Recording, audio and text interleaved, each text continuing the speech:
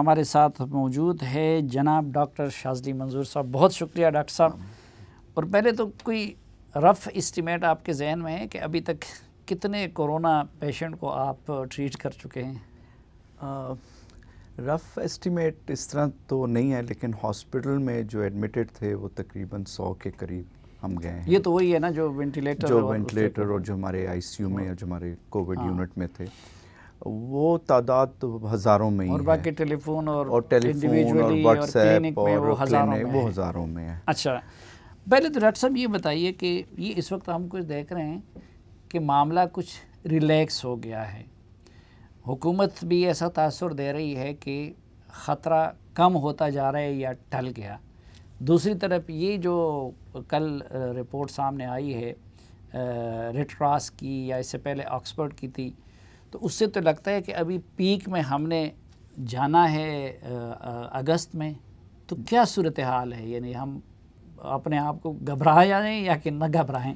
जी, मैं आपसे थोड़ा सा टाइम 1 मिनट लेता हूँ। पहले तो आपका बहुत बहुत शुक्रिया, आपने आपका शुक्रिया जी, आपने तारीफ़ की वो किया। ये बहुत बड़ी अचीवमेंट है कि हम जितने भी लोगों को अपने घर पहुंचाएं, एक ख़ानदान का कोई भी फ़र्द वो अपने घर जाता है तो बहुत बड़ी अचीवमेंट है, हमारे लिए बहुत बड़ी कामयाबी है। मौत, ज़िंदगी और शिफा इस बीमारी का हिस्सा है और किसी भी बीमारी का हिस्सा है। और सबसे ज़्यादा खराज तहसीन जो मैं पेश करना चाहता हूँ वो अपने पैरामेडिकल स्टाफ, अपने जूनियर डॉक्टर्स, हमारे हॉस्पिटल के एडमिनिस्ट्रेशन जिन्होंने हमारे साथ ताउन किया, और दूसरे पाकिस्तान के सारे डॉक्टर्स, सारे पैरामेडिकल स्टाफ, जूनियर डॉक्टर्स। और हमारे अभी 2 दिन पहले मेरे बहुत अच्छे दोस्त और निश्तर मेडिकल कॉलेज के वाइस चांसलर मुस्तफ़ा कमाल पाशा की भी इससे डेथ हो गई। तो ये चीज़ें जो हैं, इससे हमें पता चलता है कि कोरोना जो वायरस है वो किसी को छोड़ता नहीं है। और आपकी बात, जो आपके सवाल की तरफ मैं आता हूँ, मेरे ख़्याल से अभी भी हम इसको हमने आसान नहीं लेना, लाइटली नहीं लेना और हम पीछे चले जाएं। आप हमेशा एतराज़ करते हैं कि पीछे की बात ना करें, लेकिन अगर हम पिछली ईद पे चले जाएं तो हम हमेशा यही कह रहे थे कि लॉकडाउन बरकरार रखें, ना खोलें, ये वबा फैलेगी, और वैसे ही हुआ, आपने भी देखा, सबने देखा, और अब फिर हम उसी तरफ जा रहे हैं। मेरा ख्याल है कि कामयाबी के कुछ फैक्टर्स होते हैं, उसमें एक तो ज़ाहिरी बात है स्टैटिस्टिक्स हमारे पास नहीं है। लोगों ने टेस्ट कराने छोड़ दिए हैं, लोग अपने अपने डॉक्टरों अपने अपने इलाकों में चले गए, लॉकडाउन लेट हो गया लॉकडाउन, डेफिनेटली इससे स्प्रेड में फ़र्क पड़ा है, रिकवरी भी लोगों में बहुत ज़्यादा हो गई।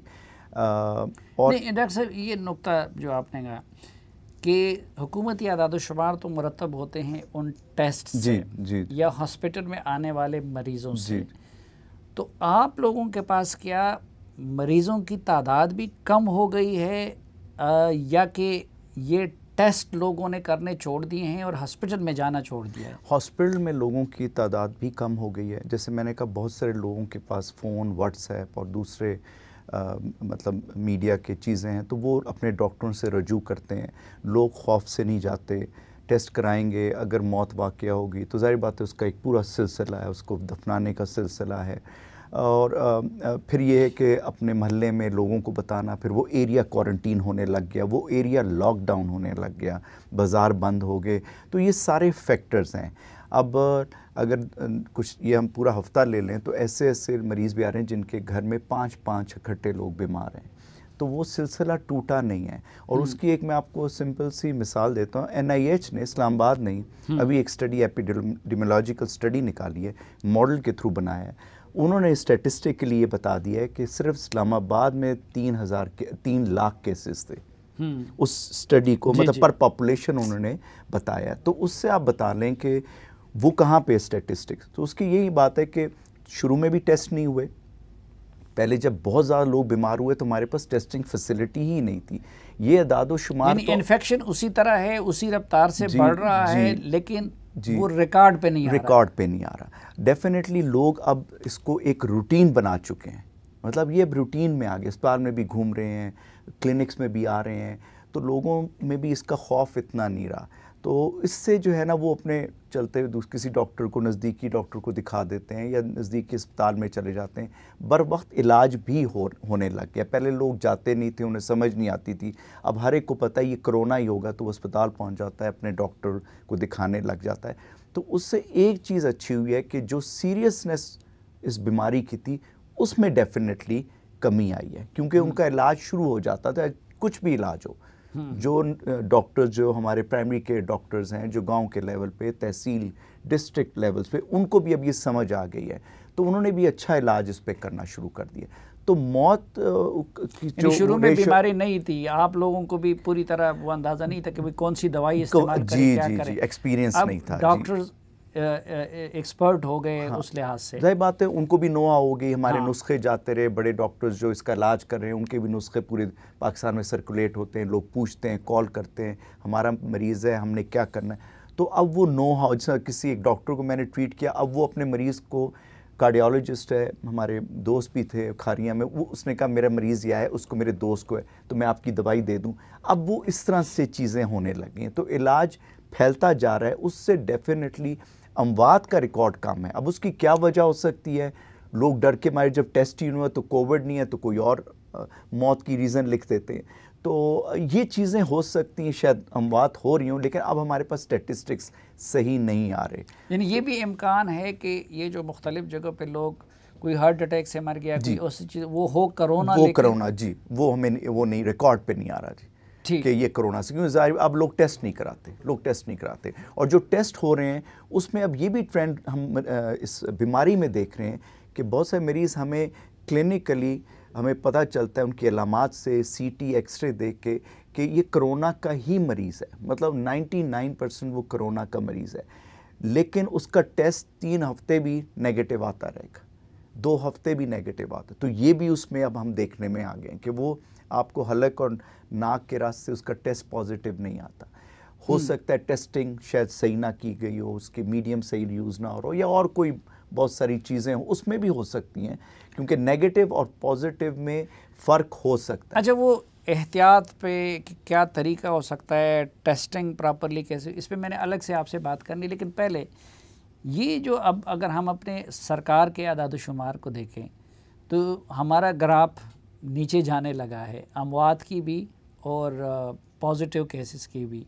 लेकिन अगर हम उसको करें रेड क्रॉस की या ऑक्सफोर्ड की, तो हमारा पीक आना है अगस्त में। आपकी तहकीक और तजर्बा, और आप तो फील्ड में हैं, आपको कौन सी राय मुस्तनद लगती है कि हम अगस्त में खुदा न खास्ता पीक आ सकता है, इससे वर्स पोजीशन में हम जा सकते हैं? देखिए, हमें अभी ये तो ख़तरा टला ही नहीं है ना।